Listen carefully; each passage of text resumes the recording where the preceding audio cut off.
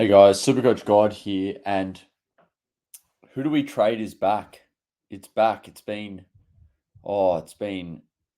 probably 8 months since I recorded one of these. The who do we trade videos are back. I loved these videos. We look at the highest, the players that are mostly brought in, and the players that are mostly taken out. So we'll start with the players that are taken in, and that starts with D'Ambrosio. 12% of his of Supercoach players have brought him in from his 8%. So and it's only been what? It hasn't even been 15 hours. This guy is going to get brought in massively. Anyway, we'll go over it. So D'Ambrosio, he got a 122. He got a 122, and he was playing that halfback / wing role. So it could be iffy for scoring. Like he could have games where he's getting like 60s, 70s. But I've tried to bring him in at this point only because I'll have like 200k left in the bank. Whereas if I went for a whore, for example, I'd have what is it? 320k in the bank. So it's a bit yeah, it's all about where you're sitting. So and what players you trust. I don't know if I trust D'Ambrosio yet. Do I think he's a good pick to bring in this week? Yes, I do. But also, he's only played the one game, so you got to be cautious. I'm taking a risk because I feel like it's a risk that could really pay off. Whereas if I go Hall, not really a risk. It's a little safe pick when I'd like to wait 2 weeks on a rookie, definitely. So, anyway, Jack Billings, 3.8% of people have brought him in. This will go up. This will be about 10, 15%. I've brought him in. I've brought in Jack Billings. And yeah, I mean, why wouldn't you? He's got, he's 51%.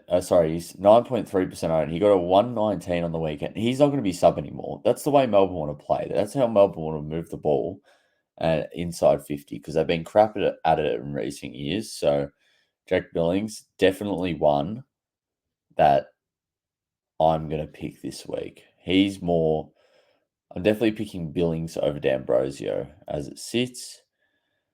Blake Howes, I started him, so I'm not needing to get him in, but he's definitely a must-have. You need to get Blake Howes in, especially not only is his break-even -86, he is Gibcus and Reed have gone down. Reed, I'd be holding on to.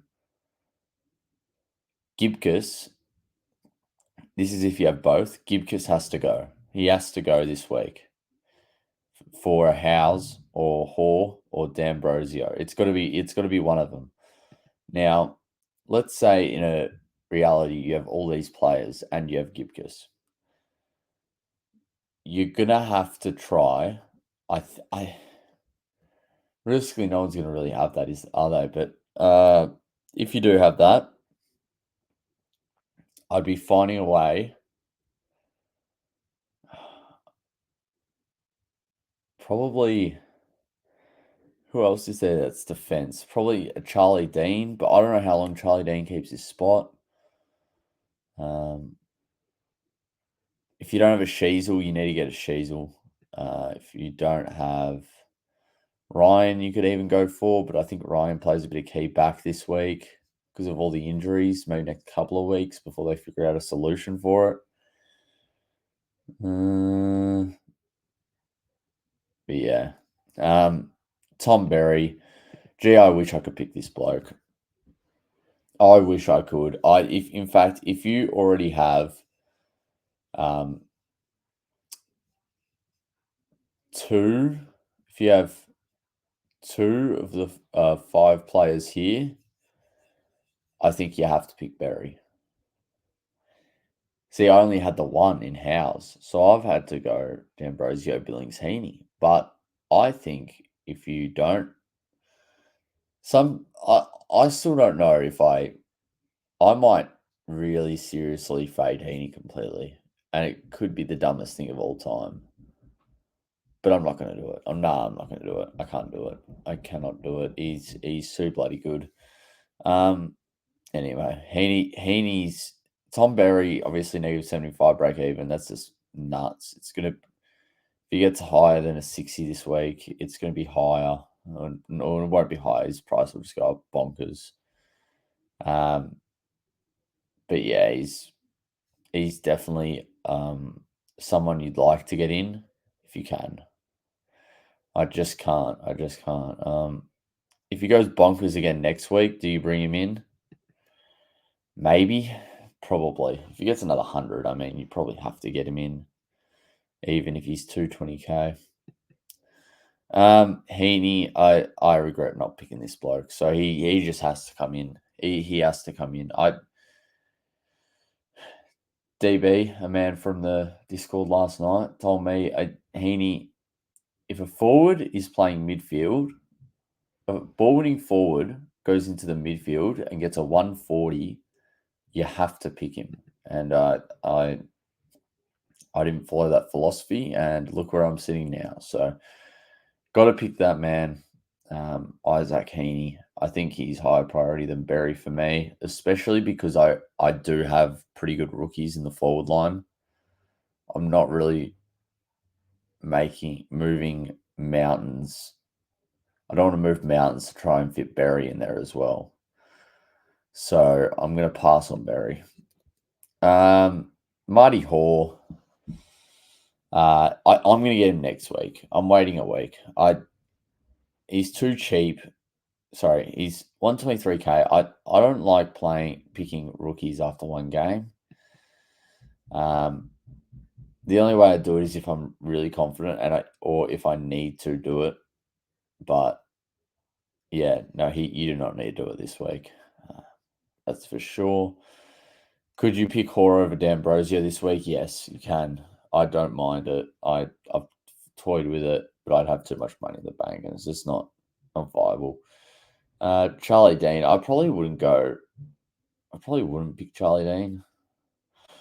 I mean, you can, but these three rookies are higher priority than Charlie Dean, 100%, and D'Ambrosio and Billings. These 5 players are all higher priority. 6 players are all higher. 5. You could pick Charlie Dean this week, but are all higher priority than Charlie Dean. Jesse Hogan, I wouldn't go picking Jesse Hogan, to be honest. He might have a really good week this week, and it probably will happen, but he's see you can pick him. That's the thing, but I wouldn't be picking him, if that makes sense. He's 3% owned. He's gonna if he gets like a 130 this week, he goes up like 70k. He'll go up again the week after that. He's got a really good straw the next 3-4 weeks. So, but I'm not going to pick him. I don't think you pick him now because it's because of the bye. You've already missed out on a score. I don't think you can. Nat 5, you wait a week. You definitely wait a week on Nat 5. He's not a must-have. Yes, he's 51% owned, but I'd wait a week if you don't have him. I don't have him, and I'm waiting a week. Matt Rao, yeah, look, sadly, we're just not going to be able to get him in. He's probably someone I'm going to be looking at after his bye, but I can't get him in this week. Sarong, so bloody damn right. Sarong's a jet. Oh, he's an absolute jet. I can, but I'm not gonna pick him this week. Next week, if this man gets another 150, he's just gonna have to come in. There's no two ways about it. He's got a good buy.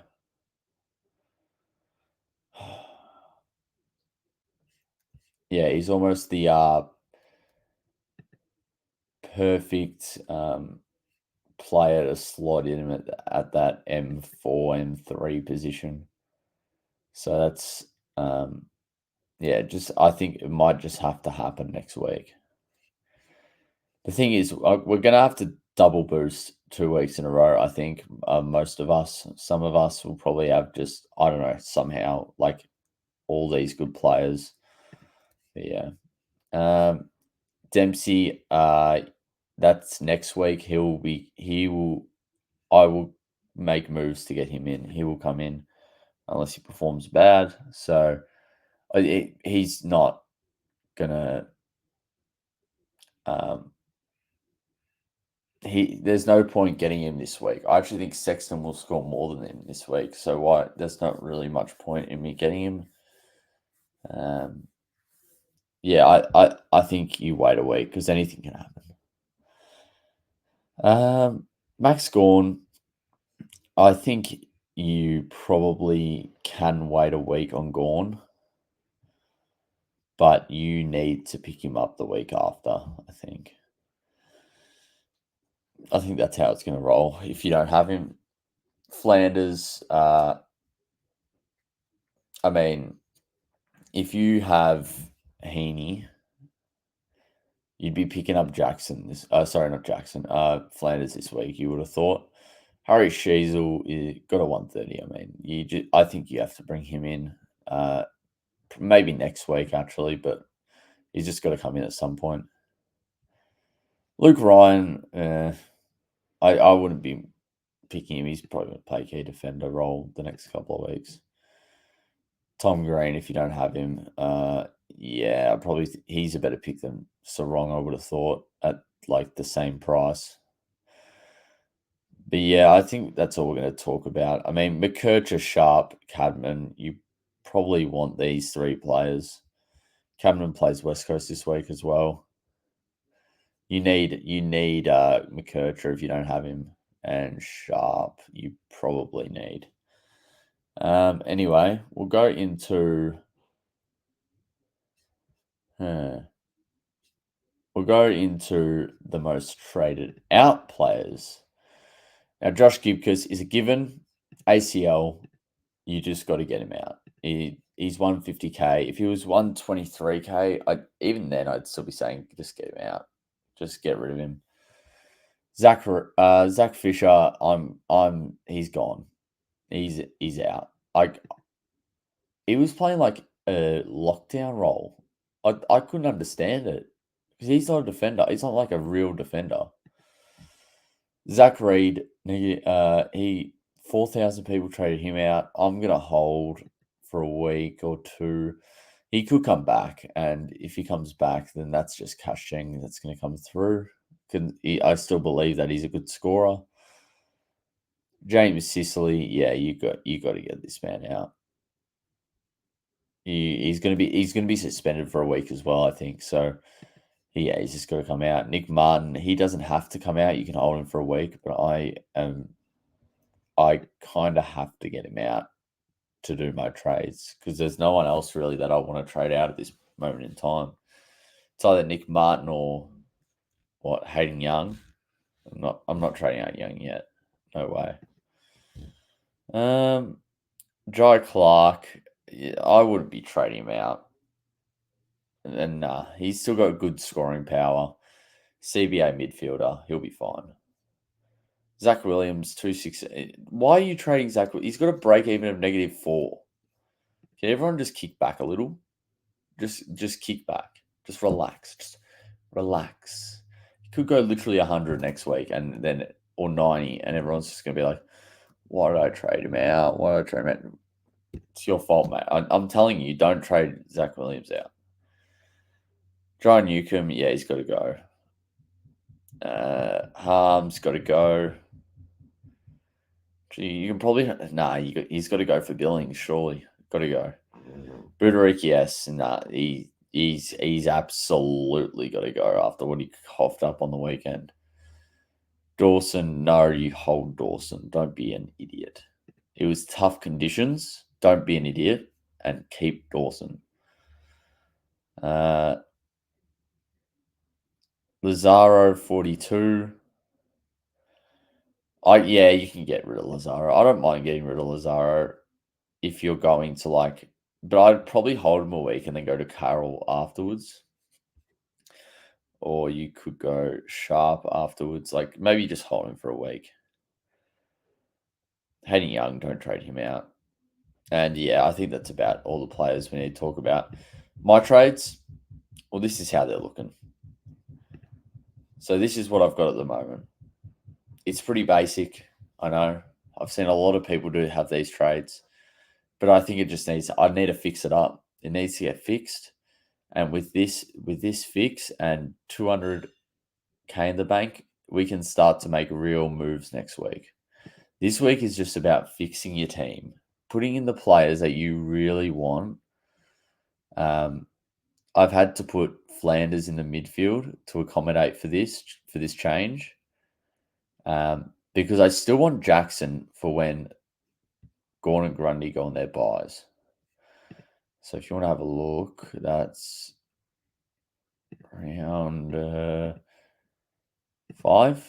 5.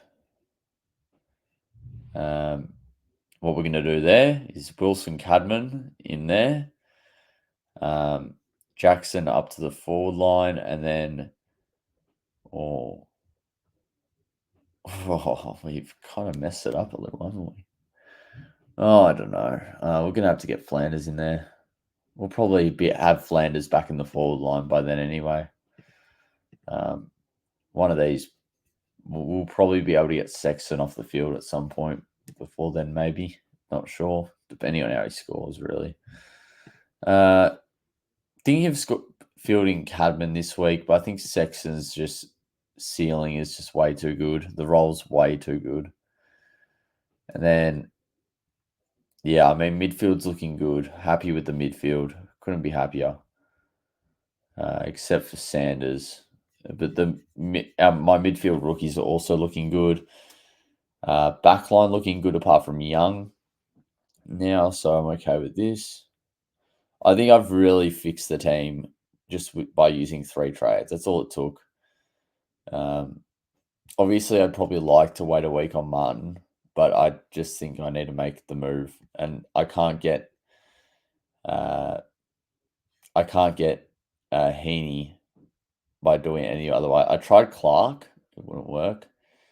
So I need like 185K rookie, which is Sanders, but I'm not getting rid of Sanders. So Big Martin's just gonna have to go.